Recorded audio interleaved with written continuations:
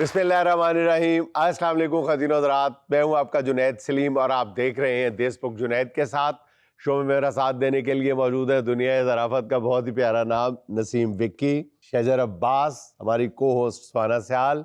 नाज़रीन, पानी को ज़िंदगी कहा जाता है, लेकिन बसा औकात यही पानी मौत बन के हमें आंखें दिखाने लगता है और आजकल वतन अजीज़ के अक्सर इलाकों में ये मौत ही बना हुआ नज़र आता है।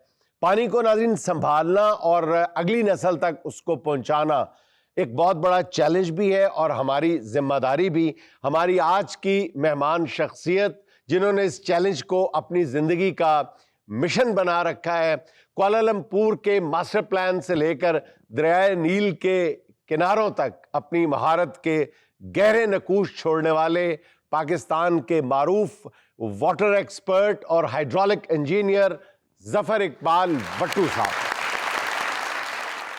भट्टू साहब, आपके और आपके पानी की तरफ हम बाद में आते हैं। पहले आपको समंदर के पानी की तरफ लिए जाते हैं, यानी डंकी की तरफ।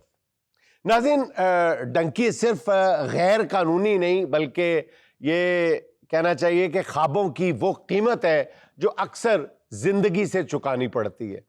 आइए आपको दिखाते हैं उम्मीद और हकीकत के बीच फंसे अफराद की सूरत हाल क्या होती है। ओए होए होए होए, डरो नहीं, कुछ नहीं होता। ए सारे जंगल मेरे वेखे ने। ए मेरा नौवां टूर है। हाँ, नौवां टूर है तो समान भी अपना आप चुक मैं थक गया। कोई ऐसी गल नहीं भाई तू नौवें टूर में भी नहीं पहुंचा। असल ਹੁੰਦਾ है कि ਜਦੋਂ मैं आना ना कश्ती उल्ट जाती है, बंदे मर जाते ने। अच्छा, लकीली मैं ही बचना। जिस कश्ती ते तुसी ना होए वो जरूर पहुंचेगी। नहीं नहीं, मैं दो कश्तियों का सवार होना, जी डुबन लगती ना मैं तो दूसरी च हो जाना। इसका मतलब है आज भी आप ना होते तो ये कश्ती यूरोप पहुंच जाती। और नहीं नहीं नहीं नहीं नहीं, ये कश्तियां जड़ियां ने ना यूरोप पहुंचने वाली है ही नहीं, ये सारियां डुबन वालियां ने। कश्तियां ठीक है, मुझे लगता है ये बंदा मनहूस है। मैं तो वे कहना इन्हू इस दरख्त ना बनो तो सफर असी कल्ले करने हैं। पुत्रो को ਤੁਹਾਨੂੰ रस्ते का नहीं पता, इन्हां जंगलों का सिर्फ मैं वाकफ हाँ। मैनू पता कि यह जो दरख्त है तो जो पिछला दरख्त है वो किहने लाया होया, ए मेरे खालू ने अपने हथ नाल लाया, वो पिछे जाके वेख ला गफूरा लिखिया होया। कालू करदे की सन? उन्हां दा तालियां दा कारोबार सी, सारे महल्ले च उन्होंने कहंदे सन गफूर तालियां वाला। ते नाले वो ना उधरों डंकी ला के इधर नूं आंदे सन पाकिस्तान। उधरों आंदे सन। पता की है, उन्होंने बड़ी कोशिश की थी कि मैं वेला रवां। अच्छा, उनको यूरोप हुंदा किहड़ा काम करे, पाकिस्तान जाइए आराम नाल वेले बैठिए। वो फिर डंकी ला के इधर आंदे सन। ਹੁਣ ਜਿੱਥੋਂ ਆਏ ਨੇ ਉੱਥੇ ਕੀ ਬਣਿਆ? ਉੱਥੇ ਤਾਲਾ ਲਾਇਆ ਨੇ। ओए आलू दे मूंह वालिया खालू दियां गल्लां छੱਡ। ਅੱਛਾ, ओ तुर तुर के थक गया, मेरी पैंट च एड़ा कीड़ा वड़ गया। ਸਾਰੇ ਇੱਥੇ ਬੈਠ ਜਾਓ, ਸਾਰਿਆਂ ਦੇ ਪਿੰਡਾਂ 'ਚ ਕੀੜੇ ਵੜ ਗਏ ਨੇ। ਘੰਟਾ ਕਿੱਥੇ ਬੈਠੋ, ਇੱਕ ਦੂਜੇ ਦੇ ਕੀੜੇ ਕੱਢੋ। ਕਮ ਅਜ਼ ਕਮ ਇਨਸ਼ਾਅੱਲਾ ਤਾਲਾ ਆਪਾਂ 8-9 ਸਾਲਾਂ 'ਚ ਪਹੁੰਚ ਜਾਵਾਂਗੇ। 9 ਸਾਲਾਂ ਚ? ਆਹ ਬੜਾ ਟਾਈਮ ਲੱਗਣਾ ਅਜੇ, ਥੋੜਾ ਜਿਹਾ ਪੈਦਲ ਟੁਰਨਾ ਪੈਣਾ। ਤੇ ਅੱਗੋਂ ਨਾ ਇੱਥੇ ਨਾ ਬਹਿਰੀ ਕਜ਼ਾਕ ਨੇ। ਅੱਛਾ, ਉਹ ਕਸ਼ਤੀਆਂ ਕਿਰਾਏ ਤੇ ਦਿੰਦੇ ਨੇ। अच्छा, ਤੇ ਜੇ ਤੇ ਤੁਸੀਂ ਕਿਰਾਇਆ ਦੇ ਦਿੱਤਾ ਪੂਰਾ, ਫੇਰ ਤੇ ਕਸ਼ਤੀ ਲੈ ਜਾ ਕੇ ਤੁਹਾਨੂੰ ਆਪਣਾ ਮੰਜ਼ਿਲ ਤੇ। ਜ਼ਰਾ ਜਿਹਾ ਵੀ ਘੱਟ ਦਿੱਤਾ ਨਾ, ਫਿਰ ਤੁਸੀਂ ਮੰਜ਼ਿਲ ਤੇ। ਨਹੀਂ ਰਲ ਮਿਲ ਕੇ ਕਿਰਾਇਆ ਦੇਾਂਗੇ ਯਾਰ। हाँ दवांगे दवांगे, क्यों नहीं दवांगे। ओए लगदा इथों पहलों भी कोई लंघिया है। क्यों? ए पत्ते ते लिखा है यूरोप लाख किलोमीटर। भाईजान ये बताएं, आप जो 9वीं बार जा रहे हैं, हाँ। इतनी क्या मजबूरी थी आपको? ਉਸ 'ਚ ਮੇਰੀ ਖਾਲਾ ਦਾ ਮੁੰਡਾ ਗਿਆ, ਸਾਡੇ ਸਾਰੇ ਰਿਸ਼ਤੇਦਾਰ ਛੱਡਦੇ ਨੇ ਮੈਨੂੰ, ਕਹਿੰਦੇ ਜਾ ਕੇ ਵੇਖ ਕੇ ਆਓ ਕਰਦਾ ਕੀ ਉੱਥੇ। ਹੁਣ ਸਾਰਾ ਸਫ਼ਰ ਕਸ਼ਤੀਆਂ ਤੇ ਕਰਨਾ ਹੈ ਭਾਏ ਨਾ। ਥਕਣਾ ਹੀ ਮਰਨਾ ਹੀ ਕਸ਼ਤੀਆਂ 'ਚ, हाँ, ਅੱਗੋਂ ਪੈਦਲ ਹੀ। ਉਹ ਤੇਰਾ ਬੇੜਾ ਕੋਈ ਨਹੀਂ ਵਾਕਫ। ਇੱਕ ਹੈ ਸੀ ਉਹ ਗਰਕ ਹੋ ਗਿਆ। ਖੁਦਾ ਦਾ ਵਾਸਤੇ ਕਿਸੇ ਮੰਜ਼ਿਲ ਮਕਸੂਦ ਤੇ ਪਹੁੰਚਾ ਦੇ ਸਾਨੂੰ। ਮੰਜ਼ਿਲ ਤੇ ਨਹੀਂ ਪਹੁੰਚਦੇ, ਬਸ ਮਕਸੂਦ ਆਉਣ ਵਾਲਾ हैं? ਉਹ ਤੁਹਾਨੂੰ ਅਗਲੀ ਮੰਜ਼ਿਲ ਤੇ ਲੈ ਜਾਏਗਾ। वो कौन है? ਉਹ ਜਿਹੜਾ ਕਸ਼ਤੀ ਚਲਾਉਂਦਾ। ਉਹ ਗੱਲ ਸੁਣ, ਕਿਸੇ ਕੋਲ ਖਾਣ ਪੀਣਾ ਸੇ ਕੁਛ ਹੈ ਹੀ? ਚਲੋ ਆਪ ਹੀ ਵੇਖ ਲਓ, ਇੱਧਰ ਆਪ ਹੀ ਵੇਖ ਲਓ। ਵਾਹ ਜੀ ਵਾਹ, ਮੁਬਾਰਕ ਹੋਵੇ अच्छा क्या है? ਤੁਹਾਡੇ ਆਸੇ ਨਾ ਮੈਂ ਇੱਕ ਢੋਲਕ ਲੈ। ਇੰਜੀ ਆਪਾਂ ਪਹੁੰਚ ਜਾਣਾ, पैसा बहुत है। ਜਿੱਥੇ ਆਪਾਂ ਚੱਲੇ ਉੱਥੇ ਕੰਮ ਨਹੀਂ ਆਉਣਾ। ਵੇਖ ਲੈ ਕੈਸੀ ਗੱਲ ਹੈ, ਕੁਦਰਤ ਦਾ ਕਾਨੂੰਨ ਹੈ। ਹਾਂ। ਕਫਨ ਨੂੰ ਜੇਬ ਨਹੀਂ ਹੁੰਦੀ नहीं, ਤੇ ਜੰਗਲ ਦੀ ਦੁਕਾਨ ਨਹੀਂ ਹੁੰਦੀ। ਇਧਰੋਂ ਮੈਨੂੰ ਨਾ ਊ ਦੀ ਆਵਾਜ਼ ਆ ਰਹੀ, ਲੱਗਦਾ ਮੱਖੀਆਂ ਦਾ ਛੱਤਾ ਐ ਨੂੰ ਆ ਰਿਹਾ। ਨਹੀਂ ਨਹੀਂ ਨਹੀਂ ਨਹੀਂ, ਉਹ ਨਾ ਆ ਗਏ ਨੇ ਤੈਨੂੰ ਲੈਣ। हैं? ਜਦੋਂ ਉਹ ਦੀ ਆਵਾਜ਼ ਆਉਂਦੀ ਨਾ, ਸਮਝ ਲਾ ਉਹ ਗਿਆ। ਤੂੰ ਇੱਕ ਢੋਲਕੀ ਵਜਾ ਕੇ ਉਹਨਾਂ ਨੂੰ ਵਾਪਸ ਭੇਜ। ਨਹੀਂ ਨਹੀਂ, ਉਹ ਇਹਦੀ ਆਵਾਜ਼ ਨਾਲ ਤੇ ਆਉਂਦੇ ਨੇ। ਯਾਰ ਤੂੰ ਇੱਧਰ ਆ ਜਾ, ਤੂੰ ਕਹਿੰਦਾ ਸੀ ਮੈਂ ਬਾਰੀ ਵਾਲ ਬੈਠ। नहीं नहीं नहीं, ਕੁੜੀਏ ਤੂੰ ਟੰਕੀ ਲਾ ਕੇ ਕਿਹਨੂੰ ਮਿਲਣ ਚੱਲੀ? अपने मंगेतर के पास जा रही हूँ। ਤੇ ਘੜੇ ਤੇ ਜਾਣਾ ਸੀ, ਤੂੰ ਕਸ਼ਤੀ ਤੇ ਜਾ ਰਹੀ। ਓਏ ਨਾਗ ਤੇ ਨਾਗਨ ਦਾ ਜੋੜਾ ਮੇਰੇ ਹੱਲ ਵੱਧ ਰਿਹਾ ਹੈ। किधर है? ਓਏ ਓਏ ਉਹ ਦਰਖਤ ਦੇ ਪਿੱਛੇ ਉਧਰ ਨੂੰ ਜਾਣ ਡਏ ਨੇ ਉਹ ਆਪ ਡੰਕੀ ਲਾਈ ਅਗਲਿਆਂ ਨੇ ਉਹ ਇਟਲੀ ਦੇ ਸੱਪ ਨੇ ਤੇ ਆਸਟ੍ਰੇਲੀਆ ਚੱਲੇ ਨੇ ਉਹ भाई दिल घबरा रहा है, कुछ सुनाई दें। ਢੋਲਕੀ ਵੱਜਣ ਦੇ ਨਾਲ ਨਾ ਡਿਪਰੈਸ਼ਨ ਦੂਰ ਹੁੰਦਾ ਹਾਂਜੀ ਤੁਹਾਡਾ ਖੌਫ ਲਾਵਾਂ ਮੈਂ ਲਾਓ ਲਾਓ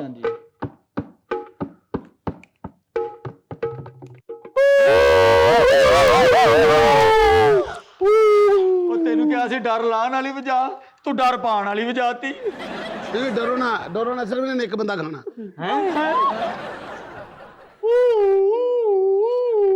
ਡਰੋ ਨਾ ਇਹ ਜੰਗਲ ਦੀ ਰੈਸਕਿਊ ਹੈ मुझे तो ये कोई खतरनाक लोग लग रहे हैं। कौन हो तुम लोग और यहाँ क्या कर रहे हो?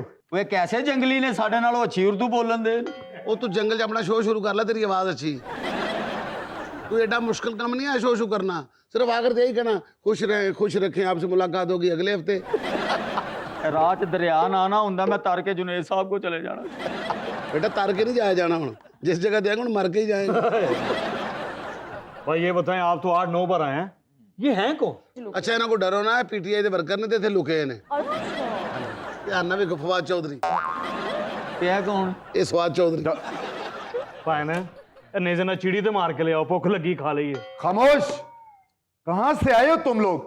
और पहले तुम लोग जंगल का कानून शहरों में ले गए, अब जंगल का सुकून भी छीनना चाहते हो?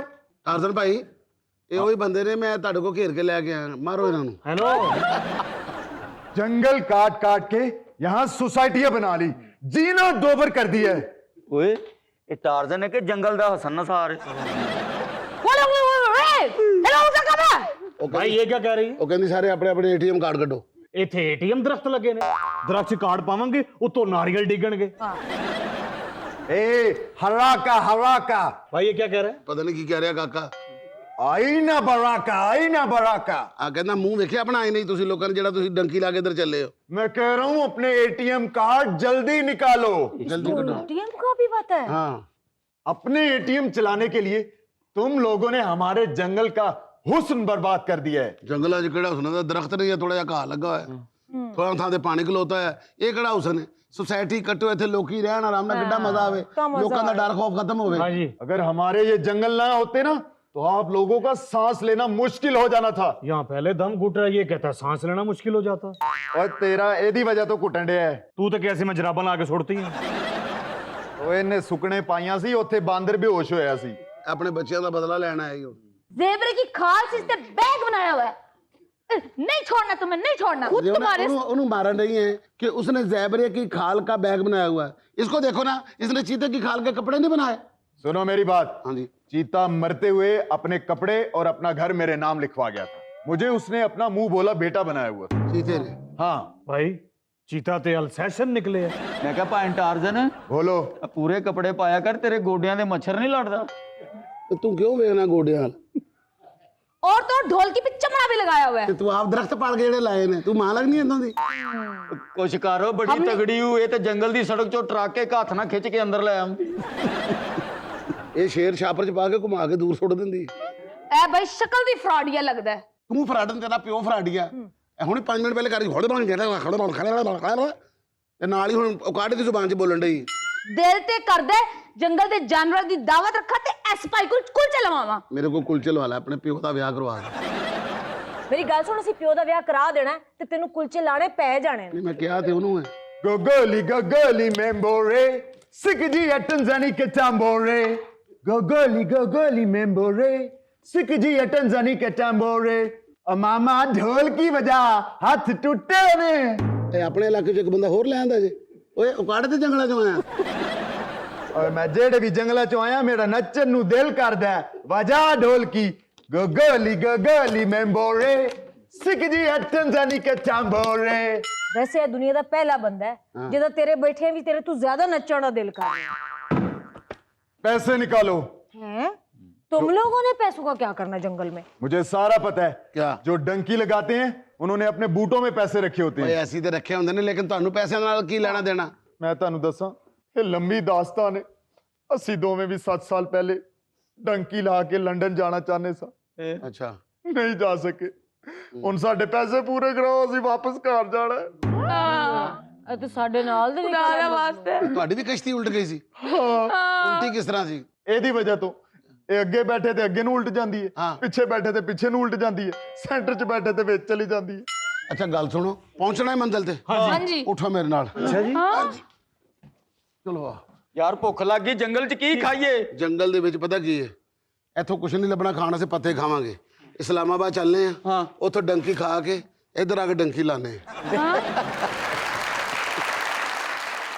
दुनिया में लेनी एक छोटी सी कमर्शियल ब्रेक, हमारे साथ रहिएगा।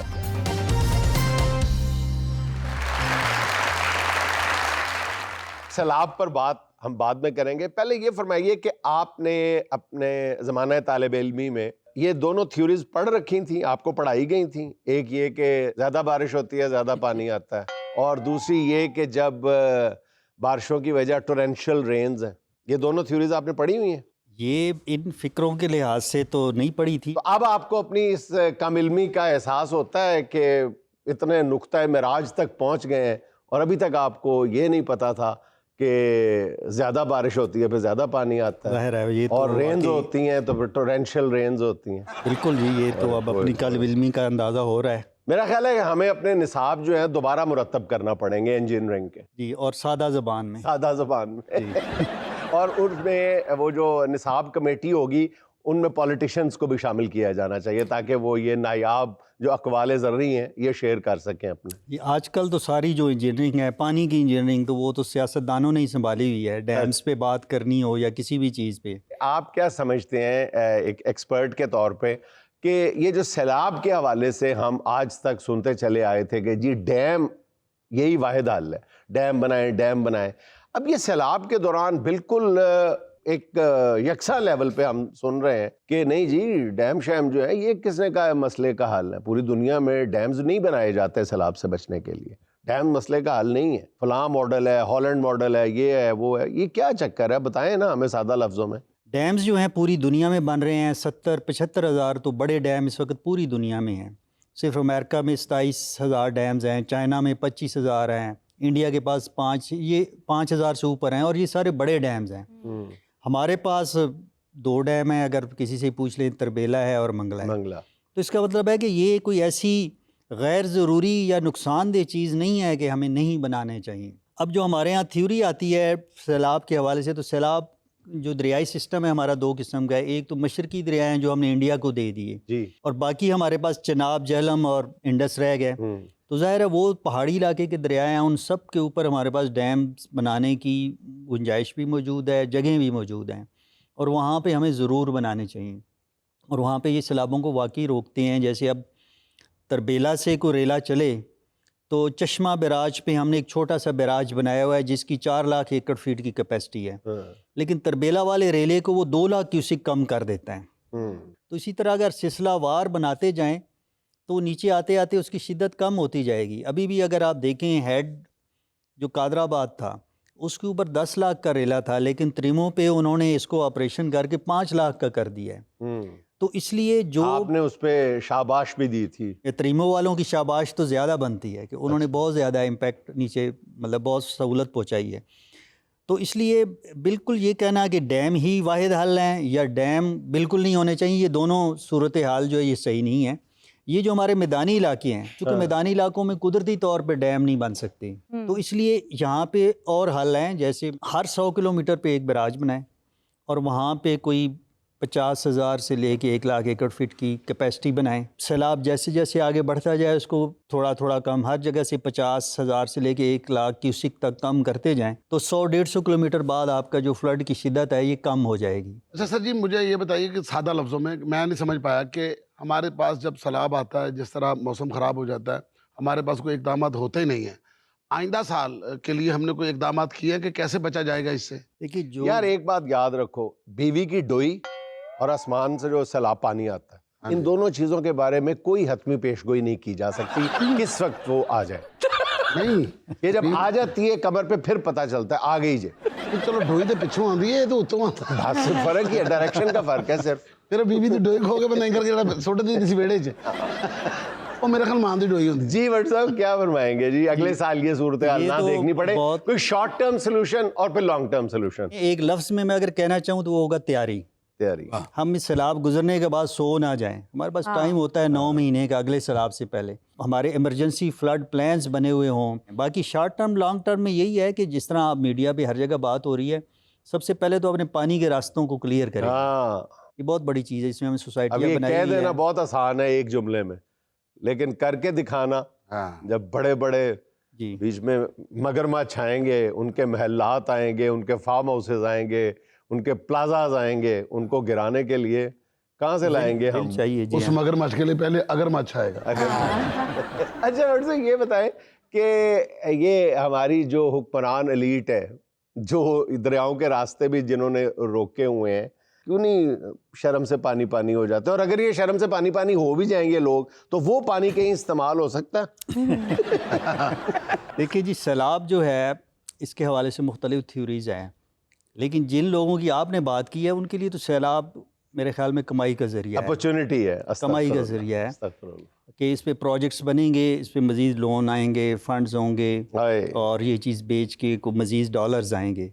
तो इसलिए उनसे तो आप किसी भी किस्म की तवक्को कर सकते हैं कि घर फिर भी बने रहें या इम्प्लीमेंट ना हो कवानीन, या दरिया के रास्ते क्लियर ना हों, तो कोई बईद नहीं है। लेकिन अगर हुकूमत वाकई सीरियस है तो सबसे पहले तो एक ऐलान होना चाहिए, कमीशन बनाना चाहिए फ़ौरी तौर पे, जिसमें ना सिर्फ जुडिशरी हो बल्कि इसमें पॉलिटिकल लोग भी हों और टेक्नोक्रेट्स भी हों, और मिल के ये सारे अब मुख्तलिफ तजावीज़ आ रही हैं, सारी तजावीज़ तय करके कि अब करना क्या है इसका कि आइंदा ऐसा नुकसान ना हो, और उसको फिर जिसे कहें ना बाय लॉ, उस मंसूबे को बाय लॉ एक प्रोटेक्शन दे देंगे। आइंदा 5-10 साल में कोई भी हुकूमत आए, कुछ भी हो जाए, ये मंसूबा चलाना है, इसको हमने चेंज नहीं होने देना। यानी आप कह रहे हैं कि सबसे जो शॉर्ट टर्म जो सोल्यूशन है वो दरियाओं के रास्ते साफ करना है, दरिया को बहने देना चाहिए। ये काम तो कल से भी शुरू किया जा सकता है। इसके लिए कोई लंबे चौड़े लोन, कर्जे, कोई इंफ्रास्ट्रक्चर, कोई उसकी ज़रूरत नहीं है किसी महकमे की। सारे महकमे पहले मौजूद हैं, हर महकमा अपना काम करना शुरू कर दे, क्योंकि इसमें काफ़ी महकमे इन्वॉल्व होते हैं। इरीगेशन भी है, इसमें रेवेन्यू का महकमा भी है, डिस्ट्रिक्ट एडमिनिस्ट्रेशन भी है, बल्दियात वाले भी हैं, रोड वाले भी हैं। तो वो अपना अपना काम शुरू कर दें, क्योंकि दरियाओं की जो बाउंड्रीज़ हैं वो तो मार्क हैं। फेडरल फ्लड कमीशन ने सारे दरियाओं के पिन जो पॉइंटेडली मार्क्ड है, बिल्कुल मार्क है, कोई उसमें 1 इंच भी इधर उधर से नहीं कर सकता। कोई कोर्ट में चला जाए कि नहीं जी ये नहीं है, दरिया का हिस्सा नहीं है, ये तो मेरे परदादे का है। रिवर एक्ट में बिल्कुल ये लिख दिया गया है कि दरियाओं की जो भी इलाका है वो गवर्नमेंट की मलकियत है। मतलब आपका कहने का मतलब ये है कि सोसाइटियों में पानी नहीं आया, पानी में सोसाइटियां गई। हाँ, पानी में सोसाइटियां। हम दरिया में घुसे हैं। सर जी ਤੁਹਾਨੂੰ ਪਤਾ ਹੀ ਨਹੀਂ ਅੰਗਰੇਜ਼ ਕੀ ਸ਼ੈ ਹੈ। ਓਏ ਹੋਏ ਹੋਏ, ਤੁਹਾਨੂੰ ਪਤਾ ਰਾਵੀ ਤੇ ਉਹਨਾਂ ਨੇ ਚੂਨਾ ਸੁੱਟ ਕੇ ਨਿਸ਼ਾਨ ਲਾਇਆ ਸੀ, ਉਹ ਨਹੀਂ ਮਿਟ ਸਕਦੇ। लेकिन अगो अपने वाल भी तो देखना, इन्होंने तो कथा ला के तो पान बनाता। सुहाना का सवाल मेहमान से, इसमें हम आपको 4 ऑप्शंस देंगे, एक आपने सेलेक्ट करनी है। अगर 4 अफराद सैलाब में फंस जाएं तो इनमें से किसको बचने का तरीका बताएंगे? ऑप्शन नंबर 1 चाहत फतेह अली खान। ये तो गया, इन्हों किसी ने नहीं रोकना, उन्होंने कहा डुबो डुबो डुबो डुबो डुबो।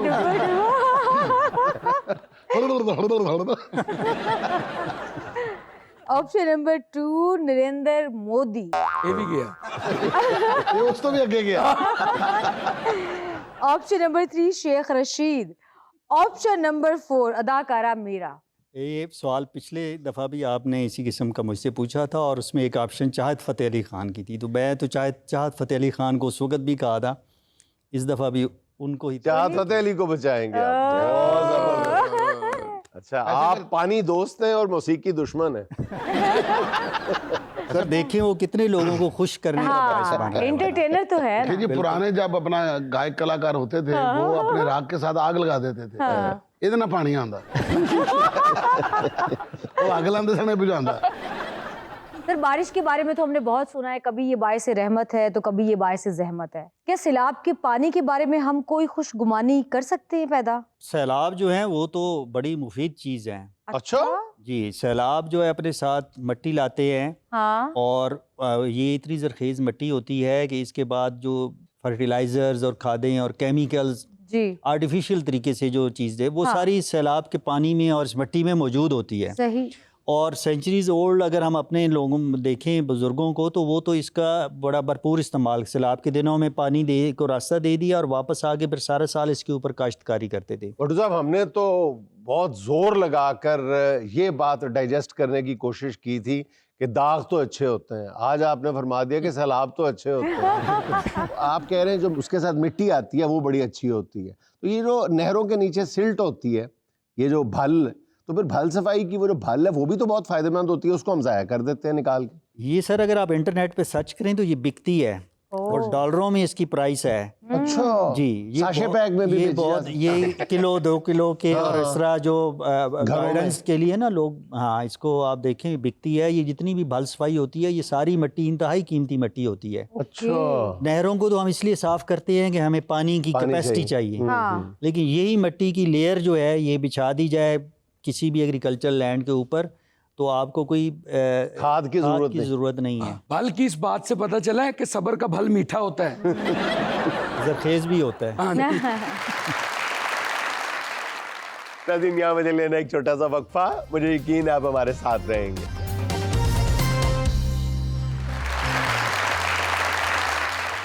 मेरे वजूद में होती नहीं घुटन पैदा, दूसरों के वजूद में कर देती हूँ घुटन पैदा। इससे अच्छी दूसरी नहीं सुनी होगी। मेरे वजूद में होती नहीं घुटन पैदा, तेरा फेस सुनने को दिल कर रही है। मैं गुफ्तगू में नई खिड़कियां बनाता।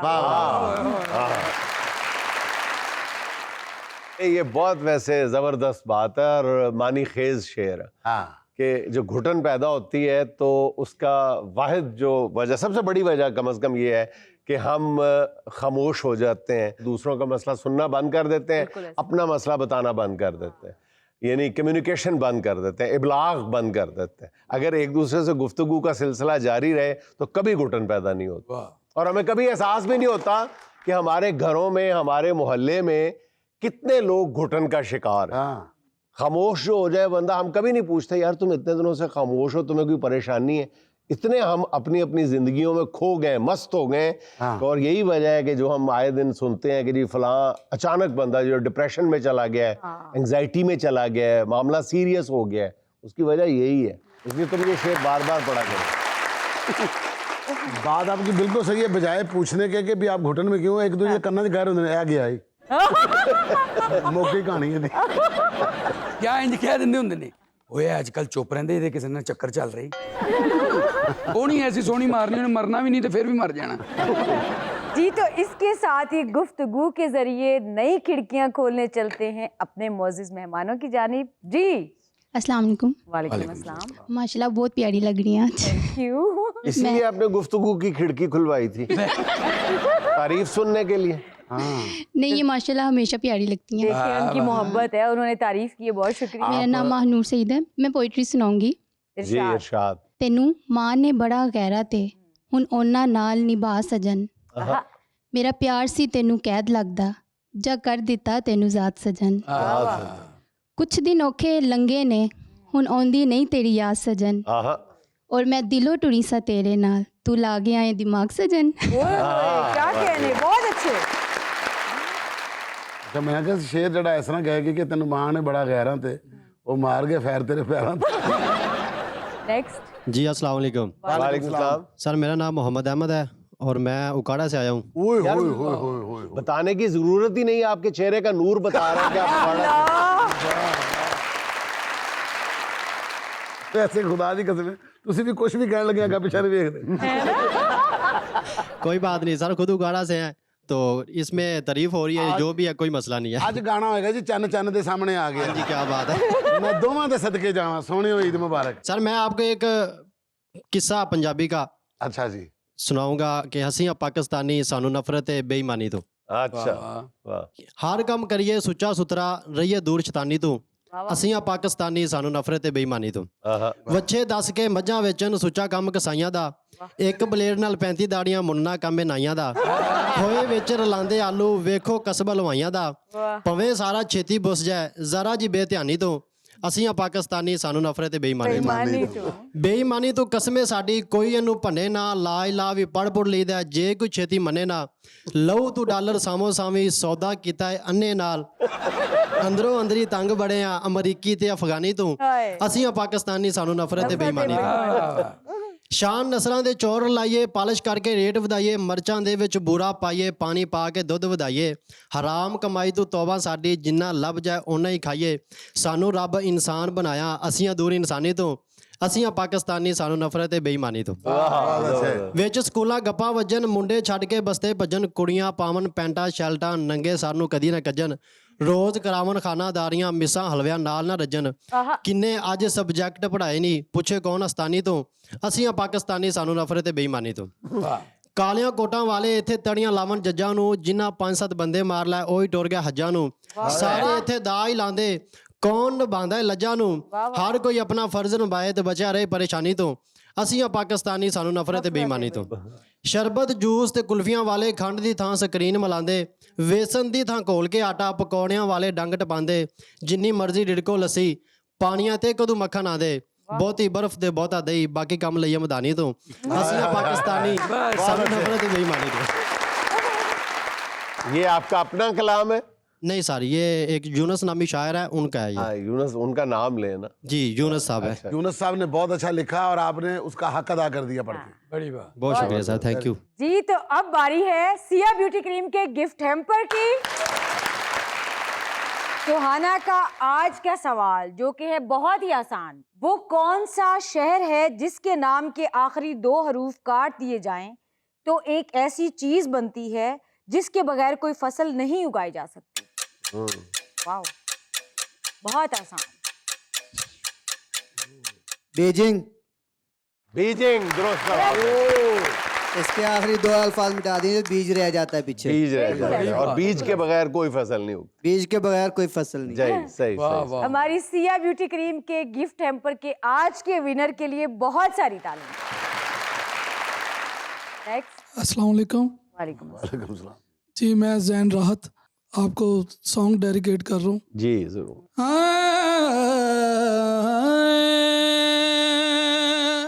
आपिया इन नैनन में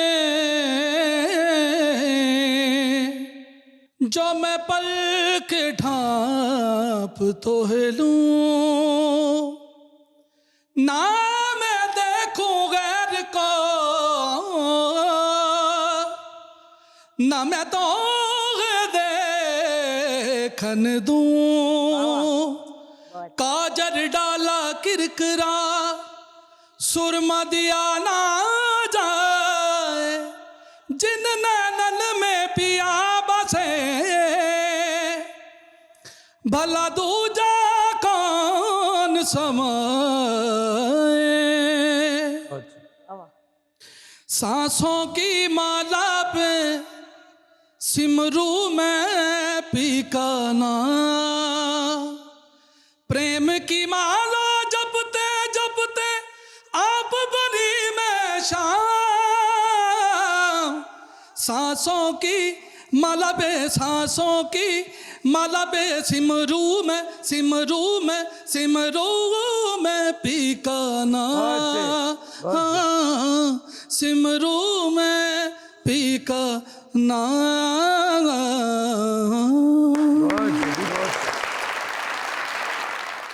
बहुत खूब जी, क्या कहने भाजी, वाकई राज साहब के शागिर्द हैं, मैनू भी किते करा दे उन्होंने प्लीज। जी अस्सलाम वालेकुम, मेरा नाम मोहम्मद फारूक चन्नड़ है और मैं मुजफ्फरगढ़ से आऊँ। मैं बचपन से ही नसीम भाई का बहुत बड़ा फ़ैन हूँ और इनका सबसे पहले जो अपनी होश में ड्रामा देखा दिल लगी। दिल लगी आपका कौन सा ड्रामा था? दिल लगी था जी मेरा ड्रामा, काशिम महमूद और मैं थे उसमें, अयूब खाबर साहब उसके डायरेक्टर थे और डॉक्टर यूनुस भट्ट साहब उसके राइटर थे। दोनों बड़े नाम डायरेक्टर और प्रोड्यूस कर रहे थे और छोटे नाम काम कर रहे थे। और मैंने उसमें स्टूडेंट बस हम छोटे बड़े का ही नहीं करते। आप दोनों भी बड़ा नाम है। ड्रामा तो बहाना ही है, दिल लगी तो आपको वैसे ही हो जाती है। अल्लाह बेटा दिल लगी है कि तू ऐसे बैठा जी। जब से ये देश बुक में नसीम भाई आए हैं जुनैद साहब के साथ, तो तब से मेरी ख्वाहिश थी कि मैं देश बुक में जाऊं, लाइव देखूं और नसीम भाई को मिलूं। शुक्रिया जी, और तो कोई मौका ही नहीं मिला मुझे। बड़ी मोहब्बत है आपकी। और नहीं, आप रात 9 बजे के बाद दाता साहब के बाहर भी जाएंगे तो मिलेंगे आप। और इस प्रोग्राम के लिए मैंने एक सराकी में थोड़ा छोटा सा शेर है। तेरे वतन ते आए मेहमान हसे तेरे नाल सलाम दुआ थी गई, कोई तुसे खुल के ना बुलाया, कोई सा कोई मिलन दी चाह थी गई। वाह वाह वाह जी वाह। ਅਸੀਂ ਆਪਣੇ ਵਾਸਤੇ ਮੰਗਵਾਈ ਸੀ, ਸੁਹਾਨਾ ਸਾਡੀ ਚਾਹ पी गई। जी तो अब बारी है सिया ब्यूटी क्रीम के सेकंड गिफ्ट हैम्पर की। वाह वाह। यानी कि हमारी गेम की। तो कौन कौन गेम में हिस्सा लेगा?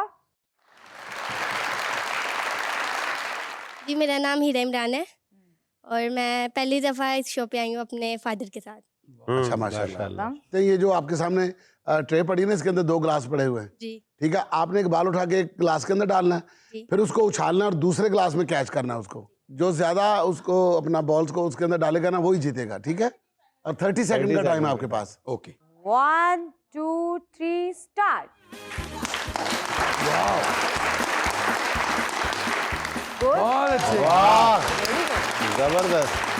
ओ जबरदस्त यार, आप तो चैंपियन है। ओ आप तो पूरे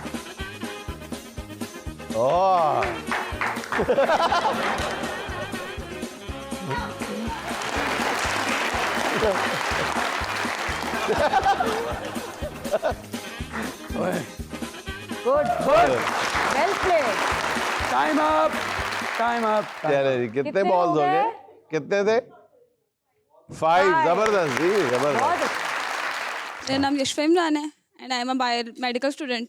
चलें जी, गुड लक। स्टार्ट करें। 1 2 3 स्टार्ट।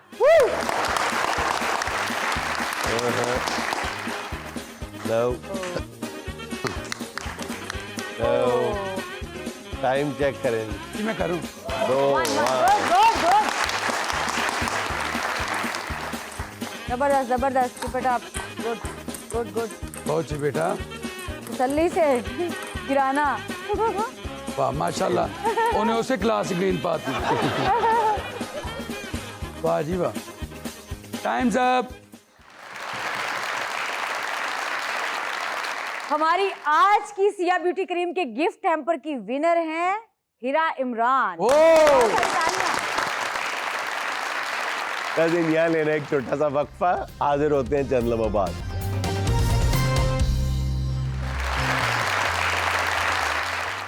नाज़रीन, दूसरों की चुगलियां करना हमारी और ख़ास तौर पे हमारी ख़वातीन का पसंदीदा मशगला होता है, लेकिन बसा औकात यही मशगला बहुत बुरे अंजाम से भी दोचार कर देता है। आइए दिखाते हैं आपको अपने मिनी स्किट में। नहीं देख ਆਪਾਂ किन्ने दिनों बाद मिले हैं। टाइम वे टपदे पता ही नहीं लगता। वैसे एक गल है, ਵਿਆਹ ਤੇ ਆਪਾਂ ਦੋਵੇਂ ਸੋਹਣੀਆਂ ਲੱਗ ਰਹੀਆਂ ਸੀ। दूल्हे ਦੇ ਰਿਸ਼ਤੇਦਾਰਾਂ ਨੇ ਤੇ ਮੈਨੂੰ ਵੇਖ ਕੇ ਦੁਲਹਨ ਤੇ ਕਿਤੇ ਐ ਹੀ ਏ। ਲੈ ਤੂੰ ਆਪਣੀ ਗੱਲ ਕਰਨੀ ਹੈ। ਮੇਰੀ ਸੁਣ, ਅਗਲੇ ਮੈਨੂੰ ਵੇਖ ਕੇ ਕਹਿੰਦੇ ਸੀ ਹਾਏ ਦੁਲਹਨ ਹੋਵੇ ਤੇ ਇੰਜ ਦੀ ਹੋਵੇ। ਨਾਲ ਹੀ ਭੈੜੇ ਭੈੜੇ ਮੂੰਹ ਬਣਾ ਕੇ ਕਹੀ ਜਾ ਰਿਹਾ ਸੀ ਕਿ ਐਡੀ ਸੋਹਣੀ ਸਾਡੇ ਨਸੀਬਾਂ 'ਚ ਕਿੱਥੋਂ ਆ ਗਈ।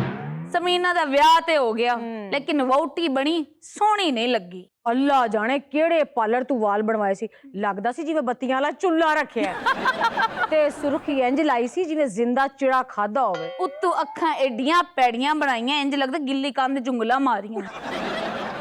ਹੱਥ ਪੈਰ ਐਡੇ ਚਿੱਟੇ ਤੇ ਗਿੱਟੇ ਕਾਲੇ। ਕਵਾ ਬਾਜੀ ਪੂਰੇ 3 ਮਹੀਨੇ ਨੂੰ 3 4 ਕਰੀਮਾਂ ਮਿਕਸ ਕਰਕੇ ਲਾਈਆਂ, ਬਣਿਆ ਫਿਰ ਵੀ ਕੱਖ ਨਹੀਂ। हाँ नहीं हाय हाय मैं किहड़ी गल करन लगी सी, विच मेरे बंदे दा फोन आ गया। मैं दा फोन सुन लवां, गल भी याद आ जाएगी। जी जानू नहीं कुछ नहीं होया, मैं सिदरा दे घर आई हां, ओदा खालू मर गया। नहीं हले जनाजा तो नहीं चुकिया गया। बड़ा चंगा सी खालू। अच्छा नहीं लगदा, मैं ठहर के फोन करनी है तुहानू। हां ठीक। एक ते जदों कोई काम दी गल करो इंदा फोन विच जरूर टल्ली खड़कनी। हालांकि सारा कुछ पका के घर रख के आई हां, सिर्फ इन्ना नहीं होया कि रोटी गरम करके ते खा ले। हाँ सच याद आ गया। ओ सादिया गिट्ठी एडी हील पा के फिरन डई, हील लम्मी सी ते कद छोटा सी। ਇੰਜ ਲੱਗਦਾ ਸੀ ਜਿਵੇਂ ਹੀਲ ਉਹਨੇ ਨਹੀਂ ਪਾਈ, ਹੀਲ ਨੇ ਉਹਨੂੰ ਪਾਇਆ। ਸਹੀ ਗੱਲ ਏ। ਹੀਲ ਪਾ ਕੇ ਵੀ ਜਿਹੜੀ ਉਹਨਾਂ ਦੇ ਘਰ ਬਿੱਲੀ ਨਹੀਂ ਸੀ ਫਿਰਨ ਡਈ, ਉਸ ਤੋਂ 1 ਇੰਚ ਵੱਡੀ ਲੱਗ ਰਹੀ ਸੀ। ਨਹੀਂ ਭੈਣੇ ਤੂੰ ਵੀ ਬੜੀਆਂ ਜੁਗਤਾਂ ਮਾਰਨੀ। ਇਹ ਕੌਨਫੀਡੈਂਸ ਦੀ ਦਾਤ ਦੇਣੀ ਪੈਣੀ। ਇੱਕ ਤੂੰ ਗਾਣਾ ਲਵਾ ਕੇ ਨੱਚ ਰਹੀ ਸੀ, ਇੱਕ ਉੱਚਾ ਲੰਮਾ ਕੱਦ।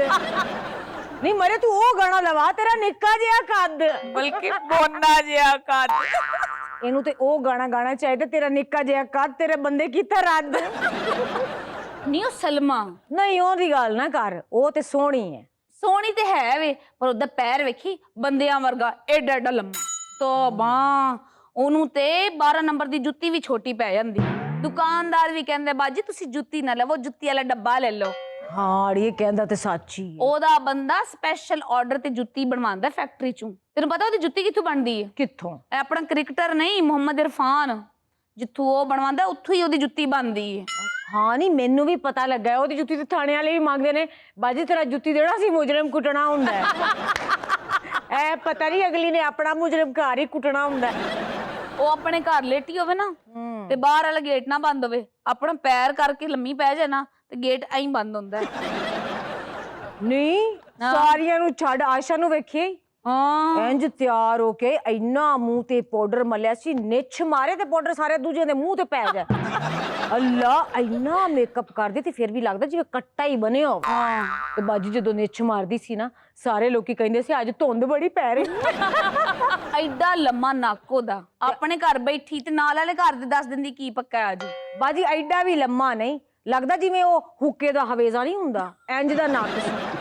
ਵੈਸੇ ਆਪਣੇ ਨੱਕ ਨਾਲੋਂ ਫਾਇਦੇ ਬੜੇ ਲੈਂਦੀ ਹੈ। ਇੱਥੋਂ ਨੱਕ ਨਾਲ ਖੋਲਦੀ ਤੇ ਇੱਥੋਂ ਪੀ ਲੈਂਦੀ ਹੈ। ਨਹੀਂ ਤੈਨੂੰ ਪਤਾ ਹੈ ਮਲਕੂ ਨੇ ਆਪਣਾ ਉਹ ਗਾਣਾ ਬੰਦ ਕਰਤਾ, ਨੱਕ ਦਾ ਕੋਕਾ। ਕਿਉਂ? ਜਦੋਂ ਦਾ ਉਹਨੇ ਇਹਦਾ ਨੱਕ ਵੇਖਿਆ ਨਾ, ਉਹ ਕਹਿੰਦੇ ਇਸ ਨੱਕ ਦਾ ਕੋਕਾ ਨਹੀਂ ਹੋ ਸਕਦਾ, ਇਸ ਨੱਕ ਦੇ ਤਾਂ ਕੇਲ ਕਬਜ਼ੇ ਹੀ ਹੋ ਸਕਦੇ ਨੇ। ਵੈਸੇ ਵਿਆਹ 'ਚ ਆਪਾਂ ਦੋਵੇਂ ਹੀ ਸੋਹਣੀਆਂ ਲੱਗ ਰਹੀ ਸੀ, ਲੇਕਿਨ ਮੇਰੀ ਤੇ ਕਿਆ ਹੀ ਬਾਤ ਸੀ। ਸਾਰੇ ਮੈਨੂੰ ਹੀ ਵੇਖ ਵੇਖ ਕੇ ਕਹਿ ਰਹੇ ਸਨ ਦੇਖੋ ਮੇਕਅਪ ਵੀ ਨਹੀਂ ਕੀਤਾ ਤੇ ਕਿੱਡੇ ਸੋਹਣੇ ਅੱਲਾ ਨੇ ਫੀਚਰ ਦਿੱਤੇ ਨੇ। ਮੇਰੇ ਸਾਹਮਣੇ ਤੇ ਕਿਸੇ ਨੇ ਨਹੀਂ ਕਿਹਾ, ਸਾਰੇ ਮੈਨੂੰ ਹੀ ਕਹਿ ਰਹੇ ਸਨ ਨੈਚੁਰਲ ਬਿਊਟੀ ਹੈ। ਕਿਹੜੀ ਨੈਚੁਰਲ ਬਿਊਟੀ? ਫਿਲਟਰ ਲਾ ਲਾ ਕੇ ਤੂੰ ਤਸਵੀਰਾਂ ਬਣਾਉਣੀ ਹੈ, 100 ਫੋਟੋ ਖਿੱਚੇ ਤੇ ਇੱਕ ਕੰਮ ਦੀ ਆਂਦੀ ਹੈ। ਨਹੀਂ ਬਸ ਕਰਨੀ ਬਾਜੀ, ਤੂੰ ਤੇ ਕੈਮਰੇ 'ਚ ਵੀ ਨਹੀਂ ਆਂਦੀ, 100 ਖਿੱਚੀਏ ਤੇ ਇੱਕ ਵੀ ਕੰਮ ਦੀ ਨਹੀਂ ਆਂਦੀ। ਹਾਂ ਇਹ ਤਾਂ ਤੂੰ ਸਾੜਾ ਹੀ ਫੂਕਦੀ ਪਈ। ਲੈ ਮੈਂ ਕਦੇ ਨਹੀਂ ਸਾਰ ਕਰਨ, ਮੈਂ ਤੇ ਉਹੀ ਕਵਾਂਗੀ ਨਾ ਜਿਹੜਾ ਤੇਰਾ ਸਾਰਾ ਮਹੱਲਾ ਕਹਿੰਦਾ, ਜਿਹੜਾ ਉੱਥੇ ਵਿਆਹ ਤੇ ਲੋਕ ਕਹਿਣ ਡੈ ਸਨ। ਨਹੀਂ ਤੇਰੀਆਂ ਕੁਝ ਕੁਆਲਿਟੀਆਂ ਐਸ਼ਾ ਨਾਲ ਰਲਦੀਆਂ ਮਿਲਦੀਆਂ ਨੇ, ਤੇਰੇ ਵੀ ਕਰਦੇ ਮੈਂ ਕੁਝ ਖੇਸ ਪਾਟੇ ਵੇਖੇ ਨੇ। ਆਹੋ ਦੱਸਿਆ ਸੀ ਤਰੀਕਾ ਕੰਮ। ਆਹੋ ਤੇ ਤੇਰੇ ਮੂੰਹ ਦੇ ਉੱਤੇ ਤੇ ਲੱਗਦਾ ਜਿਵੇਂ ਨੱਕ ਹੈ ਹੀ ਨਹੀਂ ਹੈਗਾ। ਲੈ ਮੇਰਾ ਫਿਰ ਫੋਨ ਆ ਗਿਆ। ਹਾਂਜੀ ਆਹੋ ਇਧਰ ਫੀਨੀ ਦੇ ਘਰ ਆਈ ਸੀ, ਆ ਰਹੀ ਆ ਮੈਂ ਘਰ, ਕੋਈ ਨਹੀਂ ਮਰਿਆ ਦਾ ਖਾਲੂ। ਲੰਮਾ ਐਵੇਂ ਮੈਨੂੰ ਝੂਠ ਸਿਖਾਉਂਦੀ ਤੇ ਮੈਂ ਤੁਹਾਡੇ ਨਾਲ ਝੂਠ ਬੋਲਣੇ ਨੇ, ਤੁਸੀਂ ਮੈਨੂੰ ਮਾਫ ਕਰ ਦਿਓ। ਮੈਂ ਸਿਖਾਨੀ ਆ ਝੂਠ? ਮੈਂ ਆ ਰਹੀ ਆ। ਆ ਗਏ ਤੁਸੀਂ ਬਾਹਰ? ਆਪਣੀ ਮਰਜ਼ੀ ਨਾਲ ਮੇਰੇ ਘਰ ਆਏ ਸੀ।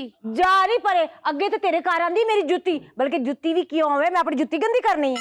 ਸ਼ਕਲ ਦੇਖੀ ਆਪਣੀ? ਭੁੱਖੀ ਖਾਣ ਪੀਣ ਵਾਸਤੇ ਆ ਜਾਂਦੀ। ਜਾ ਨਹੀਂ ਪਰ ਘਰ ਦਾਵਾ ਦਿੱਤੀ ਮੈਨੂੰ, ਜਾ ਪਰਾ ਮਰ। अच्छा जी, हमारे साथ हमारे मिजाहिया शायर आसिफ अलवी साहब मौजूद हैं। आइए चंद लम्हों के लिए उनके पास चलते हैं। जी पंजाबी दा एक शेर कि पहली दूजी तीजी चौथी फिर मुहब्बत हो सकती है, थोड़ी थोड़ी करके भी ते ढेर मुहब्बत हो सकती। जबरदस्त। पहली दूजी तीजी चौथी फिर मुहब्बत हो सकती है, थोड़ी थोड़ी करके भी ते ढेर मुहब्बत हो सकती है। तो एक गजल पेश खिदमत है जी जरूर। ऐन ते नुक्ता पल्लियों पा के गैन बनाना छड्डो। ऐन ते नुक्ता पल्लियों पा के गैन बनाना छड्डो, गैन तू एवें ही नुक्ता ला के ऐन बनाना छड्डो। वाह जबरदस्त। ते जिदी जिन्नी गल हुंदी है ओदी दसो उन्नी, निक्की जिन्नी गल दा यार गलैन बनाना छड्डो। वाह जी वाह, क्या बात। ते कुल जवानी विकी साहब, कुल जवानी इश्क मशूकी जिस दे नाल कीती, फैंटी खा के उस कुड़ी नू भैन बनाना छड्डो। ते विग दे हेठां टिंड लुका के पिछली उम्रे यारो, विग दे हेठां टिंड लुका के पिछली उम्रे यारो, सस्सी सोहनी लैला नू शौदैन बनाना छड्डो।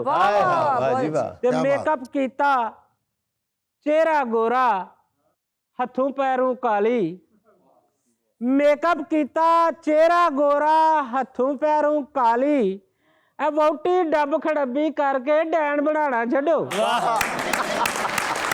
वोटी डब खड़ब्बी करके डैन बनाना छड्डो ते पानी पी के हुक्के दा जे 100 गंढा भी खादा जे 100 गंढा भी खादा 100 लित्तर खावन वास्ते लैन बनाना छड्डो ते हासे खुशियां वंडो आसफ इस धरती ते रह के हासे खुशियां वंडो आसफ इस धरती ते रह के मार के बेतकसीरे बंदे वैन बनाना छड्डो मार के बेतकसीरे बंदे वैन बनाना छड्डो बहुत मेहरबानी जी बहुत शुक्रिया नाज़रीन ये था आज का देशमुख और चलते चलते आज की छोटी सी बात ये कि सच हमेशा पानी में तेल की तरह होता है उसमें चाहे जितना मर्जी पानी मिला लें तेल हमेशा ऊपर ही रहता है नाज़रीन खुश रहें खुश रखें आपसे मुलाकात होगी इंशाल्लाह कल अल्लाह